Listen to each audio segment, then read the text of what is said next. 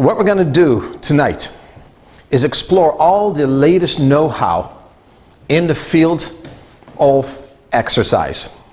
It's a fascinating topic. It's a rapidly evolving topic. It's a topic that is changing very quickly. It's very cutting edge, a lot of goofy things. It's hard to sort through what's right and what's not.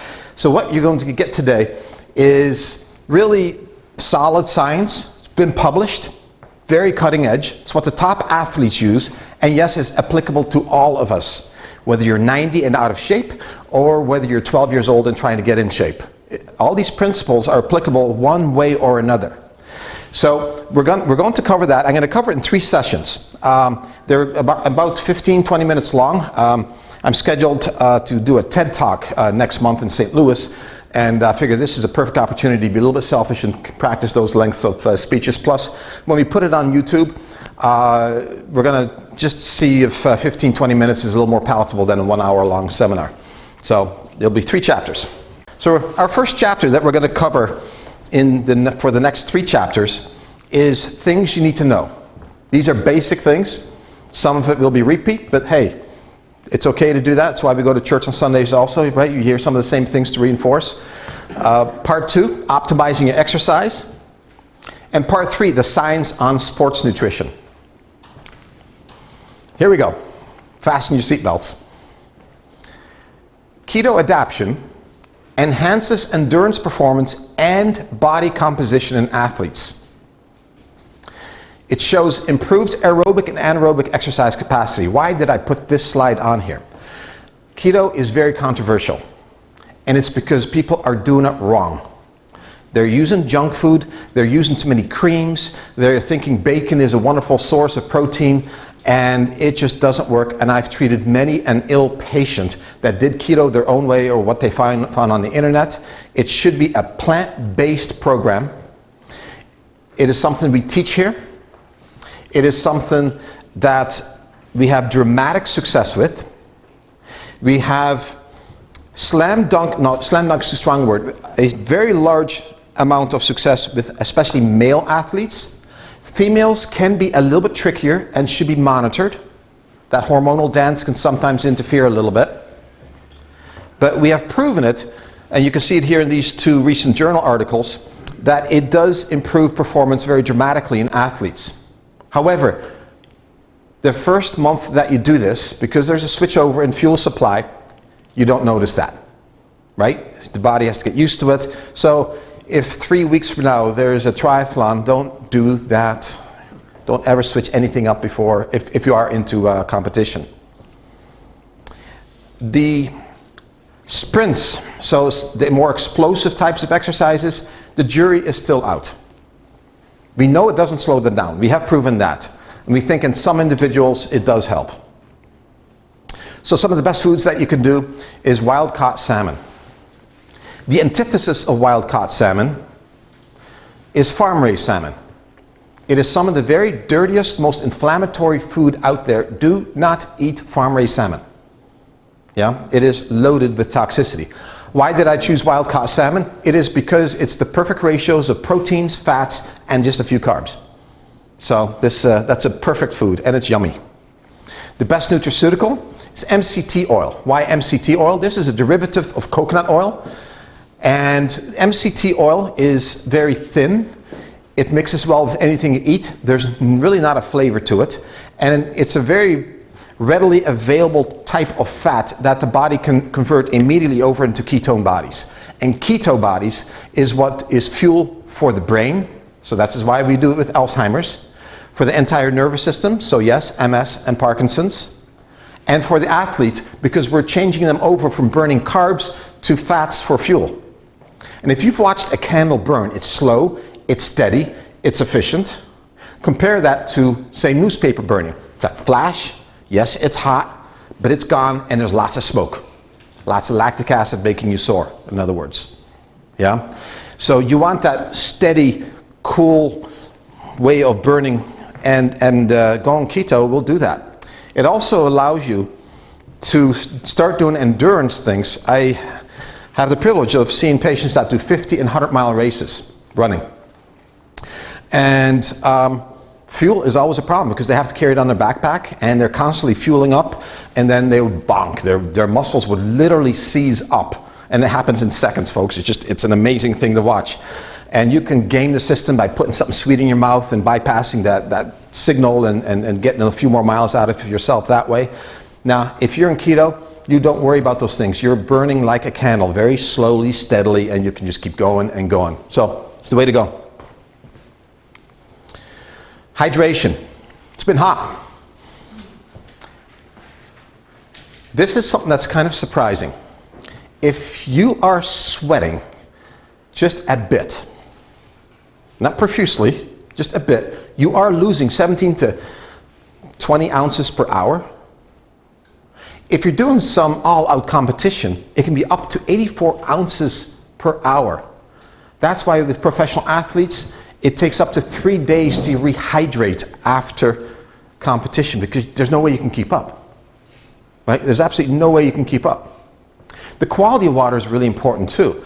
If the water is a dirty water, polluted water, let's say city water, hydration with that affects you differently than good, clean water. Good, clean water finds its way into cells much more effectively and quickly. Whereas when it's dirty water, it has to go through a filtration process in the body first. Will slow you down. So quality water is critical. So the best water filters that are easy to find, relatively affordable, is pure and zero water filters. There's many more, and this is a topic that we're going to cover next month with Dr. Stacy, who's doing all the research on the different water filters. There's a lot of stuff out there that claims are being made that shouldn't be out there. Nutraceutical, Endura, just reformulated this year. This is very, Dr. Scott Bergman is the one that's behind this one, and a very tremendous athlete himself.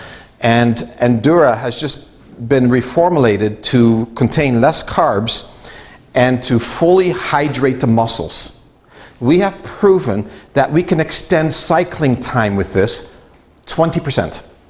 That is very significant, folks, before the muscles give up. So it's an easy way to hydrate the muscles with good nutrients, with electrolytes, and I'm getting rave reviews from this one. Even elderly patients who are just achy, I put them on Endura and their muscles just loosen up. It's kind of a fun therapeutic use outside the box of what it was designed for. Jumping to heart rate variability.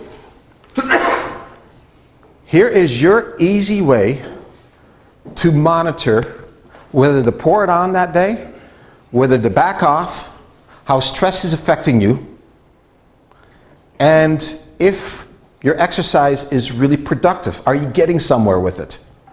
And again, this can be used as your daily walk actually improving things, or is your run that you're doing every other day destroying you because you have too many other stresses, right? So it can measure anabolism versus catabolism. What is that? Breakdown versus construction of muscles and other cells, right? We have all heard of overtraining, and what overtraining really is a breakdown of muscle. And I see the end result. Their overall fitness goes down, the patient becomes more tired, their endurance, performance-wise, goes way down, and when I measure them on the in-body scan, muscle mass is actually going down. And I have a very upset patient on my hand because, but I'm working out so hard and I'm doing this and this, and their fat's actually going up, their muscle's going down, the inflammatory markers are going up, and they're really hurting themselves. It's destructive exercise versus constructive exercise. And if they had been using HRV, heart rate variability, it would have warned them that. It is very accurate. It's easy to do. Really, what is heart rate variability? We think of heart rate when a doctor listens to your heart, it should be steady. And it should be superficially, boom, boom, boom, boom. The more athletic you are, the slower it is.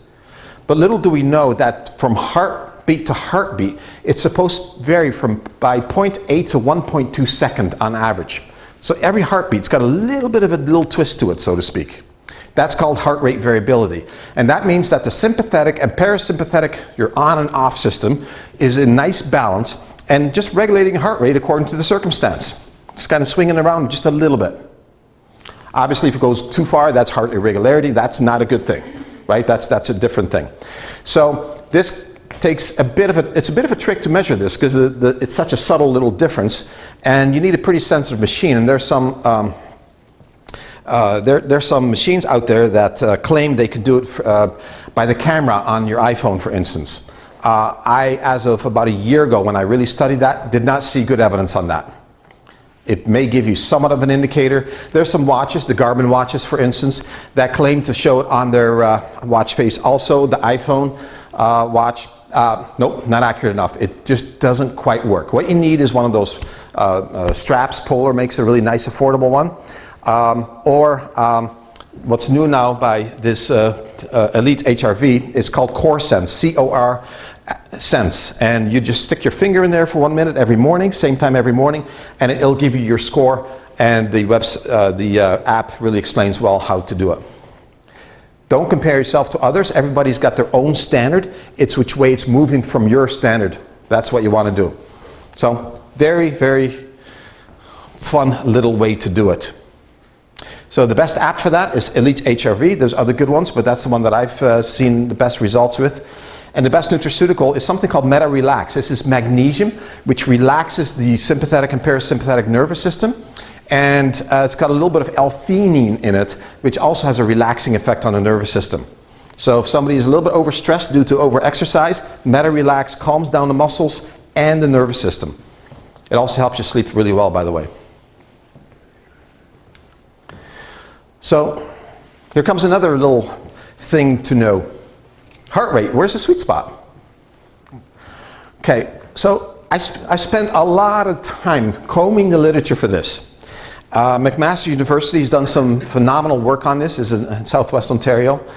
And reading between the lines of all the different studies, I've come up with this formula. It's kind of a combination of about, I'd say, 8 different formulas that are out there. So what you want to do is take 180 minus your age and add or subtract 5 points depending on your fitness level. So for a very fit 40-year-old, 180 minus 40 plus 5 is 145 beats per minute. If your exercise is longer than a half an hour, okay, this rule is abolished, canceled, if you're doing interval training.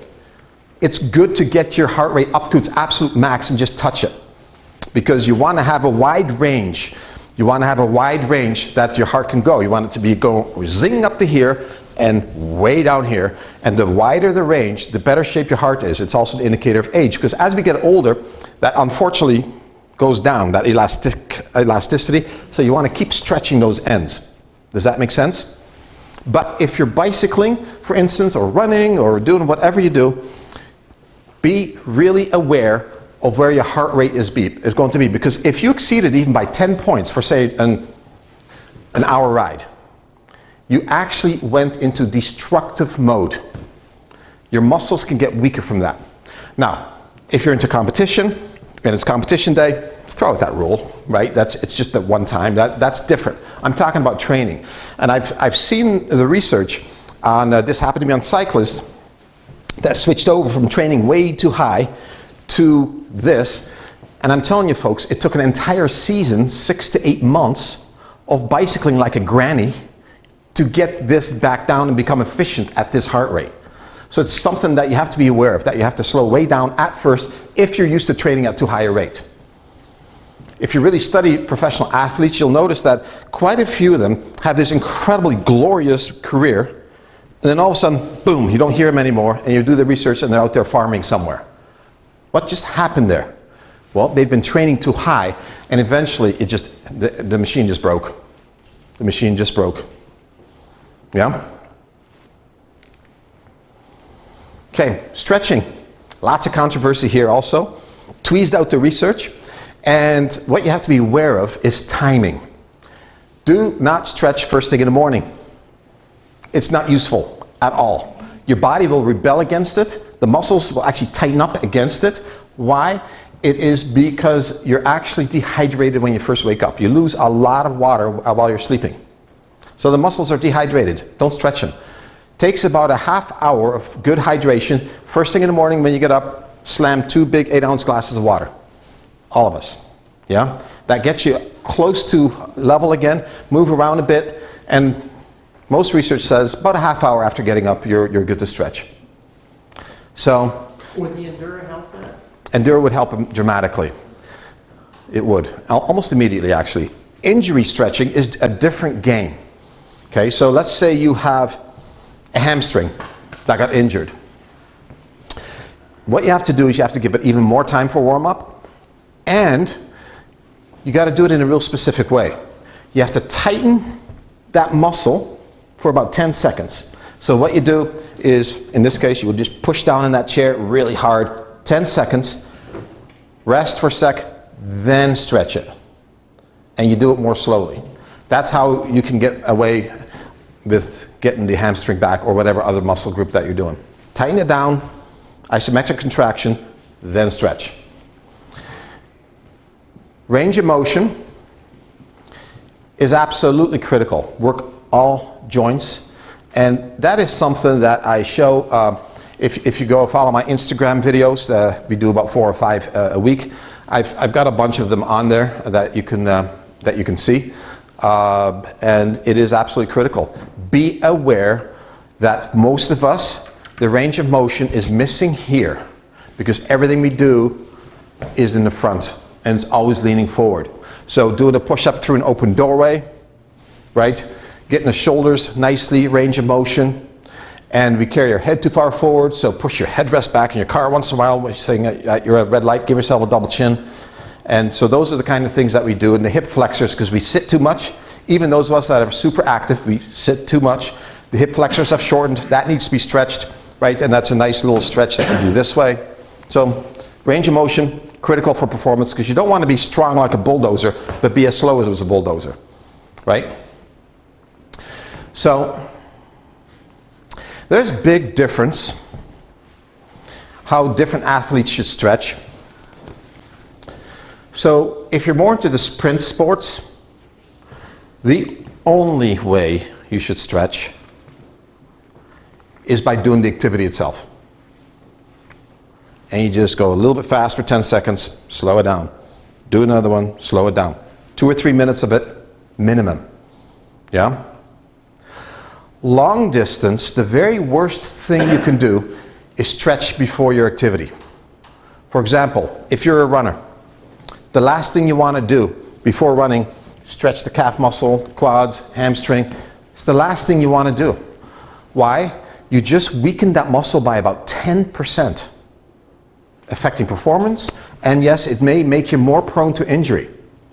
The muscle in running, for instance, is acting like a spring. I always think of Tigger with his tail, boing, boing, boing, right? And runners are the same way. They've become, the economy of the movement is boing, boing, boing. And if you have stretched it out, you lost Tigger's tail, so to speak. So it's a very important one. If with long distance you have an injury, that's okay to stretch that one very gently beforehand. Long distance people should stretch afterwards. It sets them up for the next day or 2 or 3 days later.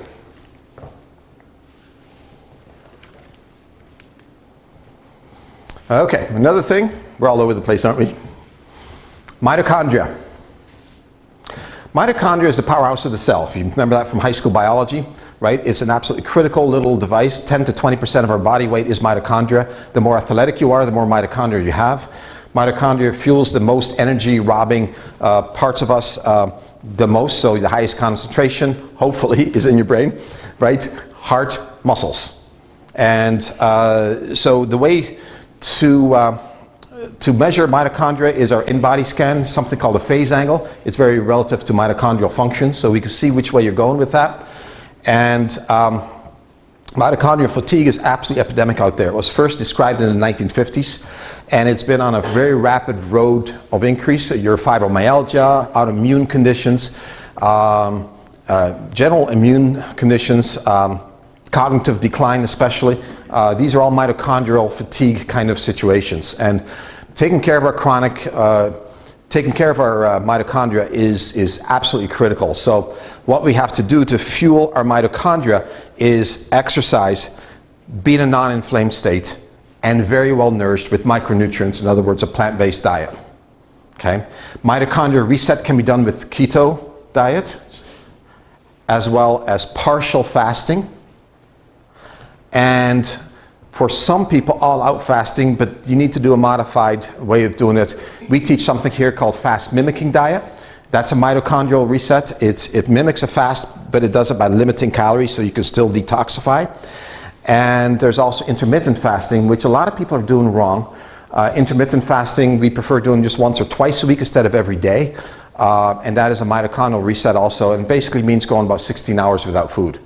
So let's say on a Sunday you skip breakfast and just have a really nice lunch. That's intermittent fasting. And it is a total reset for your mitochondria, including other things. So it's a very powerful tool that we use a lot here in health coaching. So you're always welcome to take care of that, to take advantage of that. The mitochondrial fatigue, due to chronic inflammation, poor nutrient status, toxicity, and chronic stress. Lead toxicity and mercury toxicity are the top things for slowing down mitochondrial function. I have found in my autistic patients that they have very low phase angles and very messed up intestinal areas. Every one of them, no exception. And so mitochondrial fatigue is very prominent with them, affecting brain function. It's an important topic. So best stimulant, constructive exercise, and best nutraceutical is MitoBoost and coenzyme Q10. These are both proven by University of Berkeley Medical School, and the initial research was actually done for AIDS patients, and it found that after 3 months, the AIDS patient had an average of 29% increase in overall immune function, and that was because their mitochondria are better, and it allowed most of them to go into remission in just 3 months. Pretty powerful research. Protein. So we have whey protein versus plant proteins. I get this question a lot. Whey protein is cheap, it's the complete protein, and it's inflammatory. It is not a good way to go. Whey protein fuels something called insulin resistance. So if you are prone to prediabetes or metabolic syndrome, or it used to be called syndrome X, whey protein will definitely add to it. Because it fuels insulin resistance, the whey protein does not go to the areas that you want it to go. And instead, you're doing some damage. Plant proteins tend to be incomplete. Amino acids are incomplete, so we've gotten by mixing different plant proteins together. We know this one has these amino acids, that one has that one, and that one, and that one. You combine them, and bingo, you've got a complete protein. That's how we've done that. Takes some research, but it's pretty cool how it works. This is also why you can make good protein by eating 3 colors of vegetables. You've got different amino acids in different ones, and it's amazing the amount of protein you can make that way. This is how, for example, Brendan Fraser, he's a very well-known triathlete. He's a vegan. He gets by with just eating vegetables for his protein. So branched chain amino acids, when you add it to your medical food, so let's say you're on something called Inflamex because of some condition. So I put you on Inflamex. Well, that's not really a recovery kind of protein, but as soon as you add some branched chain amino acids, bingo, all of a sudden you got a complete protein, and there it is. You got great recovery drink. So this one here is kind of all over the map. I'm just giving it to give you an idea where you should be at. So if you're wondering, if you're sedentary, how much should I be consuming? It's 0.8 grams of protein per kilogram. 1 protein of kilogram per body weight, if you're pretty active, and the athletes between 1.2 and 1.6. Now, I think that number can be driven down if you do what I said and eat the 3 colors of vegetables. Okay, because anytime you eat vegetables, you're hitting the phytonutrients, the micronutrients, it's just good for your mitochondria. So the Vega Sport protein and the Ultrameal Advanced proteins are my 2 favorite ones for building muscle. Both plant-based, both have branched chain amino acids in it.